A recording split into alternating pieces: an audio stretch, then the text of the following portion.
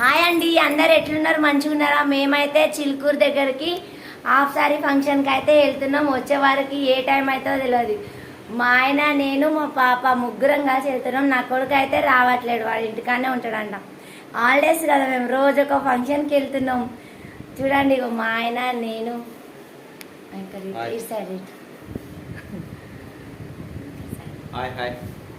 ఫంక్షన్కి అయితే వెళ్తున్నాం. సారీ ఫంక్షన్కి వెళ్తున్నాం. మేమైతే 12 అవుతుండొచ్చు వచ్చే వారికి. మీరైతే లైక్ కొట్టండి. ఈ రోజు అయితే లైవ్ లేదు, మళ్ళీ ఈవినింగ్ ఏమనుకోవద్దు. లైవ్ అయితే పెట్టడం లేదు, సరేనా?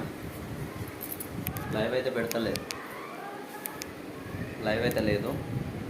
అసలు దూరం అండి, చిలుకూరు దగ్గర అంట, దూరం కాబట్టి లేట్ అవుతుంది. లైక్ కొట్టుండి, డబల్ టచ్ చేయండి, షేర్ చేయండి, సబ్స్క్రైబ్ చేసుకోండి మా ఛానల్. బాయ్ మరి. బాయ్. నువ్వు చెప్పేవాళ్ళు ఇక్కడ అది చిలుకూరు దగ్గర.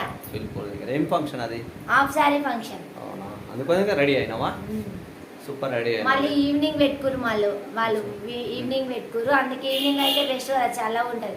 మార్నింగ్ అయితే ఎండాకాలము పిల్లలతో కూడా ఇబ్బంది అయిపోతుంది.